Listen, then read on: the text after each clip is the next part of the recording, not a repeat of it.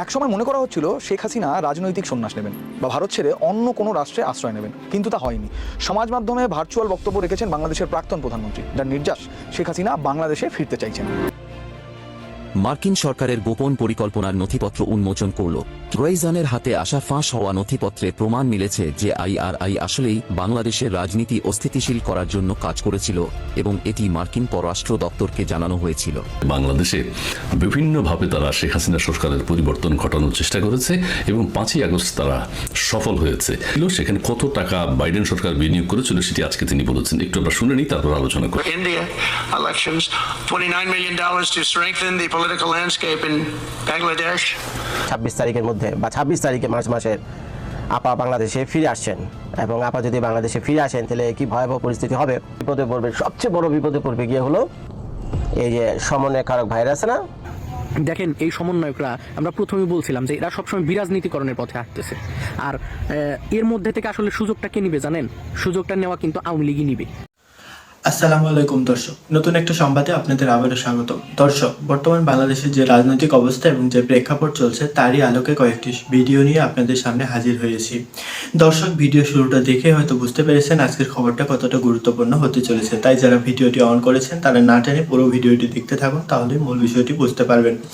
দর্শক, আর যারা এখনো আমার চ্যানেলটি সাবস্ক্রাইব করেনি তারা দয়া করে চ্যানেলটি সাবস্ক্রাইব করুন। তো দর্শক, বেশি কথা আর বলবো না, চলুন ফিরে যাই আজকের নতুন খবরে, দেখি কি আছে আমাদের তাজা খবরে। চলুন। প্রিয় দর্শক, গুরুত্বপূর্ণ একটা বিষয় নিয়ে কথা বলতে চাই। সেটি হচ্ছে গত 13ই ফেব্রুয়ারি মার্কিন যুক্তরাষ্ট্রের প্রেসিডেন্ট এবং ডোনাল্ড ট্রাম্পের মধ্যে যে আলোচনা হয়েছে, এক সাংবাদিকের জবাবে ডোনাল্ড ট্রাম্প বলেছেন বাংলাদেশের রাজনীতিতে ডিপ স্টেটের কোনো ভূমিকা ছিল না। কিন্তু আজকে তিনি বলেছেন যে বাংলাদেশ এবং ইন্ডিয়ার ক্ষেত্রেও ডিপ স্টেটের ভূমিকা ছিল। সেখানে কত টাকা বাইডেন সরকার বিনিয়োগ করেছিল সেটি আজকে তিনি বলেছেন। একটু আমরা শুনে নিই, তারপর আলোচনা করব। $21 million for India elections, $29 million to strengthen the political landscape in Bangladesh. বাংলাদেশে 29 মিলিয়ন খরচ করা হয়েছে এবং ভারতে 21 মিলিয়ন খরচ করা হয়েছে সরকার পরিবর্তনের ক্ষেত্রে। তবে ভারতে কোন রাজনৈতিক দলকে এই টাকা পয়সা দেওয়া হয়েছে সেটি তিনি ক্লিয়ার করেননি। তবে বাংলাদেশের সরকার পরিবর্তনের ক্ষেত্রে ডিপ স্টেটের ভূমিকা ছিল এবং সেখানে প্রচুর অর্থ বিনিয়োগ করা হয়েছে। সাংবাদিক সম্মেলনে তিনি যে কথাটি বলেছেন, সাংবাদিকের প্রশ্নের জবাবে তিনি বলেছেন ডিপ স্টেটের কোনো ভূমিকা ছিল না, তিনি প্রত্যাখ্যান করেছেন। কিন্তু একজন রাষ্ট্রপতি, একজন প্রেসিডেন্ট সাংবাদিক সম্মেলনে এভাবে প্রকাশ্যে একটা রাষ্ট্রের কথা বলতে পারেন না বা বলেন না যে আমাদের ডিপ স্টেটের ভূমিকা বাংলাদেশের রাজনীতিতে ছিল। এখন তিনি ফরমালি কথাটা বলেছেন, এটা খুবই গুরুত্বপূর্ণ এবং বাংলাদেশের রাজনীতির জন্য গুরুত্বপূর্ণ এবং বর্তমান ইউনুস সরকারের পরিস্থিতি এখন কি দাঁড়াবে সেটার জন্য এটি গুরুত্বপূর্ণ। মার্কিন যুক্তরাষ্ট্রের অন্যান্য যে সহযোগিতা আছে সেগুলোকে বাংলাদেশ আগামীতে আদৌ পাবে কিনা সেটিও ভাববার বিষয়। এবং বাংলাদেশে ইউএসএআইডির যে সহযোগিতা ছিল সেটি অলরেডি তিনি বন্ধ করেছেন। এছাড়া বলেছেন রোহিঙ্গা ছাড়া বাংলাদেশের আর কোনো সহযোগিতা তিনি দেবেন না, সেটি বলেছেন। আবার কেউ আশঙ্কা করছেন যে রোহিঙ্গাদের ব্যাপারেও মার্কিন যুক্তরাষ্ট্র একটা কঠোর সিদ্ধান্ত নিতে পারে, যেখানেও আর তারা সহযোগিতা করবে না। কাজে বাংলাদেশের ভবিষ্যতের জন্য কিন্তু এটা দুশ্চিন্তার কারণ হয়ে দাঁড়িয়েছে। আমরা সবাই বলাবলি করেছি যে মার্কিন যুক্তরাষ্ট্রের ডিপ স্টেটের কোনো ভূমিকা ছিল না, কিন্তু পত্র পত্রিকার লেখালেখি, বিদেশি সংবাদ মাধ্যমের বিভিন্ন নিউজ কিন্তু সবার কাছে এসছে। সবাই কিন্তু সেখানে জেনেছেন যে ইউএসএআইডির মাধ্যমে বাংলাদেশে বিভিন্নভাবে তারা শেখ হাসিনা সরকারের পরিবর্তন ঘটানোর চেষ্টা করেছে এবং 5ই আগস্ট তারা সফল হয়েছে। এই কথাটি কেউ মানতে চাননি, ডিপ স্টেটের কথা কেউ বিশ্বাস করতে চাননি, অনেকে এখনো বিশ্বাস করেন না। কিন্তু এখন ডোনাল্ড ট্রাম্প যে বক্তব্য দিয়েছেন তাতে পরিষ্কার হয়ে যায় যে বাংলাদেশের রাজনৈতিক পরিবর্তনের ক্ষেত্রে 5ই আগস্টের যে আন্দোলন, জুলাই আগস্টের যে বিপ্লব, সেই ক্ষেত্রে ডিপ স্টেটের ভূমিকা আছে এবং সেখানে বাইডেন সরকার প্রচুর অর্থ বিনিয়োগ করেছে এবং অর্থের পরিমাণও তিনি বলেছেন।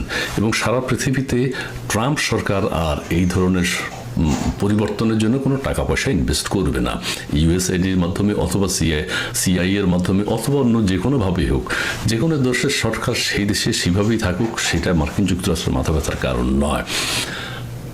মার্কিন যুক্তরাষ্ট্র নিজেরা গায়ে পড়ে কোনো দেশের সরকার পরিবর্তন আর করবে না। ডোনাল্ড ট্রাম্পের বিগত সেশনে আমরা দেখেছি তার সময় কোনো যুদ্ধ হয়নি, কোনো দেশের সরকার পরিবর্তনেরও তিনি চেষ্টা করেননি। কিন্তু বাইডেন সরকার তার গত শাসন আমলে 4 বছর যাবৎ এই কাজগুলো কিন্তু করেছেন সারা পৃথিবীব্যাপী। বাংলাদেশেও জনশ্রুতি আছে এবং পত্র পত্রিকা বিভিন্ন ইন্টারভিউ, বিদেশি যে ইন্টারভিউ বিদেশি মিডিয়াতে প্রচার হয়েছে, পত্রিকা ছাপা হয়েছে যে বাংলাদেশে রাজনৈতিক এই পট পরিবর্তনের ক্ষেত্রে ডিপ স্টেটের একটা বিরাট ভূমিকা ছিল। ভারতেও ছিল। ভারতে $21 মিলিয়ন তারা ব্যয় করেছে, বাংলাদেশে $29 মিলিয়ন তারা ব্যয় করেছে। ডোনাল্ড ট্রাম্পের বক্তব্য এখন সেটা স্পষ্টভাবে প্রমাণিত যে যেখানে থাকবেন ভালো থাকবেন, সুস্থ থাকবেন। তবে তার আগে আবারও বলে নিই, এটা যদি সত্যি হয় এবং বাংলাদেশের ক্ষেত্রে যদি তিনি বিশেষভাবে চিন্তা করেন কি দাঁড়াবে, বাংলাদেশে আর্থিক সহযোগিতা যুক্তরাষ্ট্র থেকে বাংলাদেশ যা পায় সেটি আগামীতে কোথায় গিয়ে দাঁড়াবে, এই সরকারকে, বর্তমান অন্তর্বর্তীকালীন সরকারকে ট্রাম্প প্রশাসন সহযোগিতা করবে কি না সেটি ভাববে।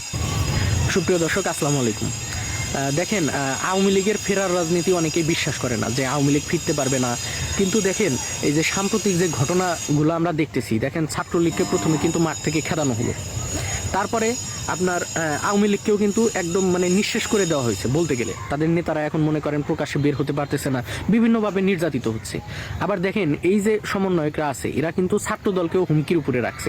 এই আমরা কালকেই দেখলাম হাসনাত আবদুল্লাহ উনি প্রকাশ্যে বলতেছে যে কেউ যদি ছাত্রলীগ হয়ে উঠতে চায় তাহলে কিন্তু তাদেরকেও প্রতিহত করা হবে। এই কুয়েটে যে ঘটনা ঘটলো, এই ঘটনাকে কেন্দ্র করে সেই এই বক্তব্যটা দিছে। অর্থাৎ এটা স্পষ্ট ছাত্র দলকে দেওয়া হয়েছে, কিন্তু তারা প্রকাশ্যে নাম বলতে পারতেছে না, কারণ মনের মধ্যে একটা ডর। দেখেন, এই সমন্বয়করা আমরা প্রথমেই বলছিলাম যে এরা সবসময় বিরাজনীতিকরণের পথে হাঁটতেছে। আর এর মধ্যে থেকে আসলে সুযোগটা কে নিবে জানেন? সুযোগটা নেওয়া কিন্তু আওয়ামী লীগই নিবে। এবং কিভাবে নিবে সেটা আপনাদেরকে বলতেছি। এই যে আওয়ামী লীগকে মাইনাস করছে, বিএনপিকে মাইনাস করতেছে। বিএনপি কিন্তু এখন বলতে গেলে যে জনপ্রিয়তা অনেকটা কম, সেটা আপনারা বিভিন্ন জরিপে দেখছেন। এবং বিএনপির যে সাম্প্রতিক কার্যক্রম, তাদের জন্য সেই কার্যক্রমের জন্যই তারা প্রায় বলতে গেলে যে অজনপ্রিয় হয়ে গেছে। তারপরে ভোটের মাঠে সেটা আলাদা বার্তা বহন করতে পারে। কিন্তু এই যে সমন্বয়করা ছাত্রদলকে কামড়াইতেছে এবং ছাত্রদল সমন্বয়কদের কামড়াইতেছে, এই কামড়াকামড়ির মধ্যে যখন শেখ হাসিনা কিন্তু অলরেডি বইলা দিছে যে তার সকল নেতাকর্মী নিয়ে 26শে মার্চ কিন্তু তিনি দেশে ফিরবেন। এটা আমার কথা না, বা বলতে পারেন যে এটা ভাইরাল হওয়ার জন্য বলা, তা কিন্তু না। ভারতীয় গণমাধ্যমগুলো এরকম খবরই কিন্তু প্রকাশ করতেছে। এবিপি বলেন, আনন্দবাজার বলেন, এরা কিন্তু বলতেছে যে ভারত দরকার হলে সামরিক বাহিনী বা তাদের সামরিক যে হেলিকপ্টার আছে সেগুলো ব্যবহার করে হলেও আওয়ামী লীগকে কিন্তু আপনার ফেরত পাঠানোর চেষ্টা করবে বা দেশের ভিতরে ঢুকিয়ে দেওয়ার চেষ্টা করবে। এবং এটা কিন্তু এত সহজ না, আমরা যে বললাম আর এত সহজ না। ভারতীয় মিডিয়া কিন্তু অনেক প্রোপাগান্ডাই ছড়ায়, কিন্তু সেটা কতটুকু গ্রহণযোগ্য হবে আসলে কি, মানুষ কিন্তু এখন আওয়ামী লীগকে ভালোবাসতে শুরু করেছে। এখন যদি আওয়ামী লীগ ফিরতে চায় তাহলে কিন্তু ব্যাপারগুলো ভিন্ন হইতে পারে, আওয়ামী লীগের পক্ষেও কিন্তু যাইতে পারে, কারণ সাধারণ মানুষ কিন্তু তাদেরকে সাপোর্ট করবে, কারণ তাদের কাজগুলা ইউনিক ছিল। এই বর্তমান যারাই আছে, সমন্বয়ক বলেন, তারপরে আপনার ছাত্র শিবির বলেন, এদের যে কাজকর্মে মানুষ কিন্তু ত্যক্ত বিরক্ত হয়ে গেছে। এরা দেশ নিয়ে কোনো ভাবনা নাই, দেশের মানুষ নিয়ে কোনো ভাবনা নাই, শুধু পড়ে আছে আওয়ামী লীগকে কীভাবে নিধন করা যাবে আর নিজেদের মধ্যে কামড় দেওয়া যাবে, কাকে কামড় দিয়ে কয় টাকা খসানো যাবে, কোন অফিসে কামড় দিলে একটু 2 টাকা লাভ হবে, এরকম কিন্তু চিন্তায় আছে।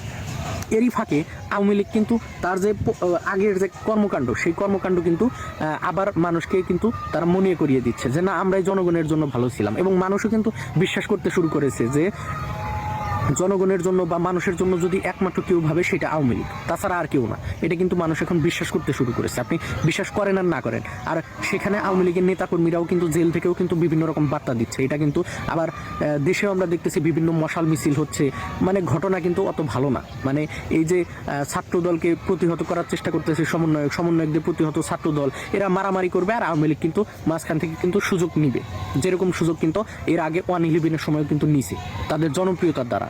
এবং আমরা প্রত্যেকটা পেজে, প্রত্যেকটা জিনিসে বা প্রত্যেকটা আপনারা কন্টেন্টের কমেন্টে কিন্তু আপনারা খেয়াল করবেন যে না, আমরা তো আগেই ভালো ছিলাম, আগেই দেশটা অন্তত স্থিতিশীল ছিল। এই কারণেই কিন্তু আওয়ামী লীগ কিন্তু ফিরবে। এবং আওয়ামী লীগ যে 26শে মার্চ ঘোষণা দিল, এটা কিন্তু বাস্তবায়নও হতে পারে। আমরা সেদিকেই খেয়াল রাখবো এবং নজর রাখবো।